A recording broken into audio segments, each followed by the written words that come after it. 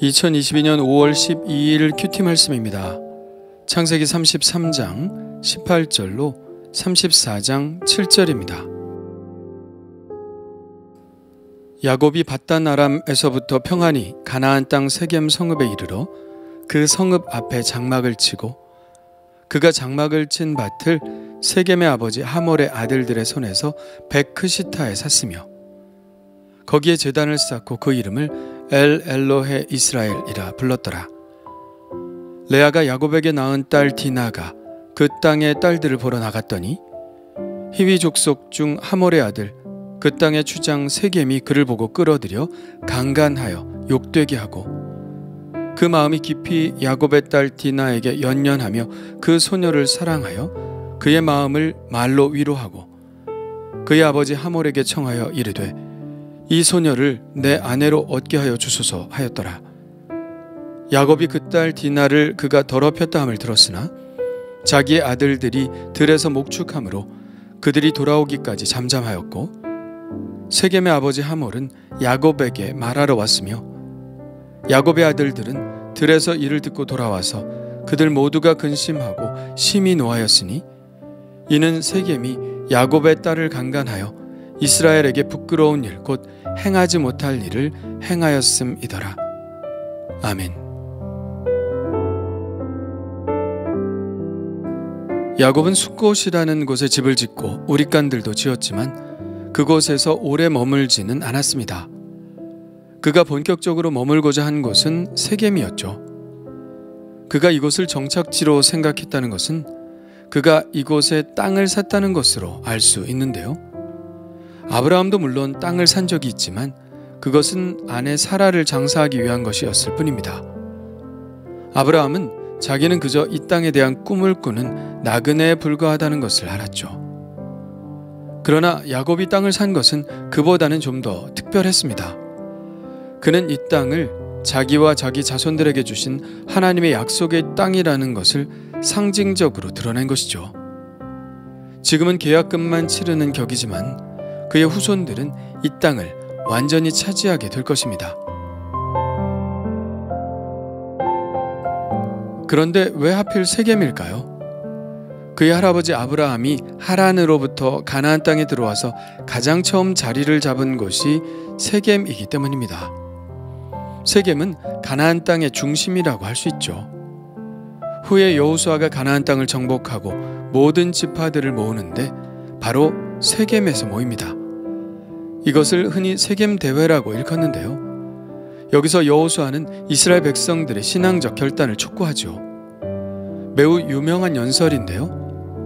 만일 여호와를 섬기는 것이 너희에게 좋지 않게 보이거든 너희 조상들이 강 저쪽에서 섬기던 신들이든지 또는 너희가 거주하는 땅에 있는 아모리 족속의 신들이든지 너희가 섬길 자를 오늘 택하라. 오늘 나와 내 집은 여호와를 섬기겠노라. 이처럼 세겜은 이스라엘 백성들에게 매우 중요한 성소라고 볼 수 있습니다. 그래서 사마리아인들은 예루살렘이 아니라 이 세겜에서 하나님께 예배를 드렸죠. 예수님이 우물가에서 사마리아 여인과 대화를 하셨던 적이 있죠. 그때 그 여인이 예수님께 이런 질문을 합니다. 우리 조상들은 이 산에서 예배하였는데 당신들의 말은 예배할 곳이 예루살렘에 있다 하더이다. 여기서 이 여인이 말하는 이 산이란 바로 세겜 땅에 있는 그리심산을 말하죠.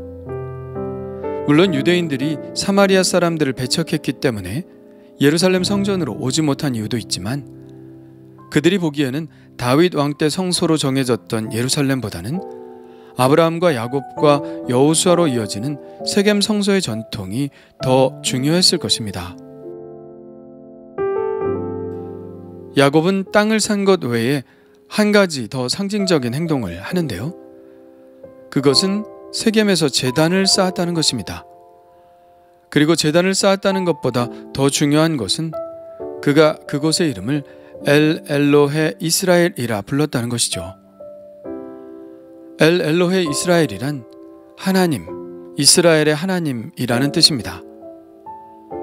이스라엘에서 엘은 하나님의 이름으로 통하죠. 하나님의 이름을 야훼 혹은 여호와라고도 부르지만 엘로힘이나 엘샤다이라고 부르기도 합니다. 엘로힘은 엘의 복수이고 엘샤다이는 전능하신 하나님이란 뜻을 가지고 있죠. 그런데 본래 엘이라는 신은 가나안 땅에서 가장 높은 신이었습니다. 가나안 사람들은 모두 이 엘이라는 신을 최고의 존재로 생각했습니다. 그래서 야곱은 지금 그들에게 너희들이 최고의 존재라고 믿는 그 최고의 신이 바로 이스라엘의 하나님이시다 라는 뜻을 엘 엘로헤 이스라엘이라는 이름을 통해 선포하고 있는 것이죠. 가나안 땅에는 많은 신들이 있지만 최고의 신은 한 분밖에 없으며 그분은 바로 아브라함을 만나주시고 이삭을 또 야곱 자신을 만나주신 그 하나님이시다라는 이야기를 하고 있는 것입니다. 수많은 다신교의 상황 속에서 야곱은 최고의 신은 유일하신 하나님이시라는 유일신적 생각을 그 이름으로 표현했다고 볼 수 있죠. 우리나라에서는 하나님의 이름을 하나님이라고 부릅니다. 그런데 처음 우리말로 성경을 번역한 사람들은 이 하나님의 명칭을 가지고 수많은 고심을 했겠죠. 그런데 번역을 할 때 가장 중요한 것은 그 나라 사람들의 의식 속에 개념적으로 들어있는 것을 써야 한다는 것입니다. 얼토당토하지도 않은 이름을 쓸 수는 없죠. 당시 우리나라도 다신교적 상황이었습니다. 그러나 그럼에도 불구하고 최고의 존재는 있었죠. 바로 그 존재가 상제, 곧 하늘님이었습니다. 사람들이 생각하기에 가장 높은 곳은 하늘이고 가장 높은 신은 그 하늘 높은 곳에 계시는 하늘님이었죠. 가톨릭에서는 우리 한국 사람들의 마음속에 이미 자리 잡고 있는 이 하늘님을 그대로 사용하여 하느님이라고 쓰고 있고 개신교인들은 그 하늘님에다가 야곱이 그랬듯이 유일신적 개념을 더 넣어 하나님이라고 쓴 것입니다. 야곱은 지금 엘로헤 이스라엘이라는 이름을 통해서 선포하고 싶었던 것이죠. 이스라엘의 하나님이 유일하신 하나님이시라고요. 그리고 그 하나님이 이 땅을 이스라엘에게 주실 것이라고요. 그러나 세겜에서의 야곱은 그리 행복하지는 않았습니다.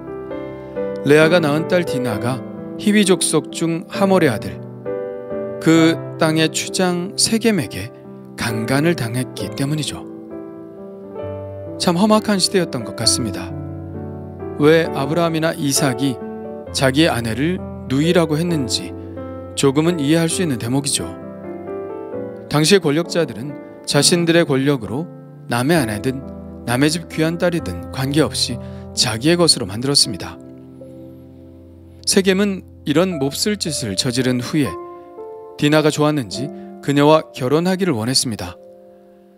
그녀가 몇 번째 아내가 될 것인지는 알 수 없지만요.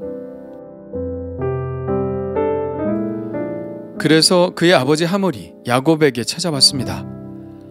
디나를 자기 아들에게 달라는 것이겠죠.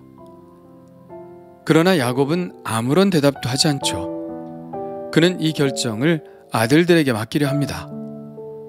아들들이 이미 다 어른이 되었고 야곱은 이제 뒤로 약간 물러나 있는 듯 보이죠. 그래서 아들들이 들에서 돌아오기만 기다렸죠. 아들들은 들에서 이 소식을 누군가에게 전해 들었습니다. 그들은 근심했고 분노했죠. 순결한 처녀를 완력으로 강간한다는 것은 이스라엘 사람들에게 있어서는 매우 무거운 죄였습니다. 부끄러운 일이며 망령된 일이며 괴악한 일로 여겨졌죠.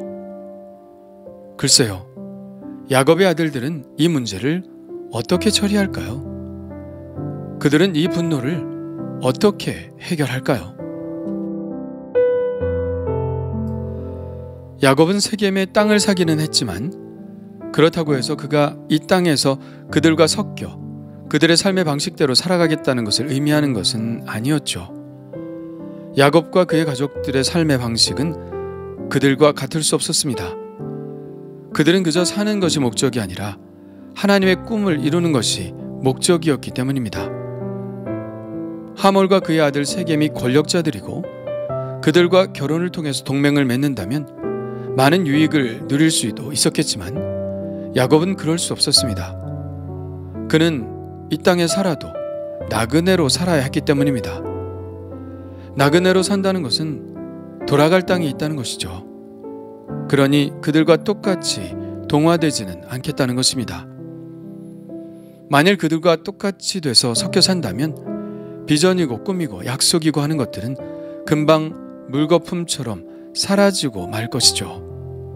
롯이 소돔성에서 그랬던 것처럼요. 그래서 야곱은 그들의 제안을 받아들일 수 없었습니다. 이것이 바로 이 땅에서 나그네로 살아가는 우리 그리스도인들의 모습이기도 하죠. 우리들의 본향은 따로 있습니다. 약속의 땅은 영원한 하나님의 나라죠. 그렇기 때문에 우리가 이 땅에서 발을 붙이고 살아도 이 세상이 영원한 소망인 양 살 수는 없습니다. 아무리 좋은 조건이어도 본향을 완전히 잃어버리는 삶의 방식을 택할 수는 없는 것이죠. 이 세상이 소망인 사람들과 그저 똑같이 섞여 살 수는 없는 것입니다. 그래서 이것이 그리스도인들의 고민이 되는 것이죠. 그런데 과연 우리는 이 고민을 제대로 하고 살아가고 있나요? 이 죄악되고 탐욕적인 세상 속에서 예수님께서 우리에게 가르쳐 주신 삶의 방식대로 살아가려고 하고 있나요? 하나님 나라의 나그네로서 이 세상에서 살아가는 방식, 오늘도 그것을 고민하며 살기를 원합니다.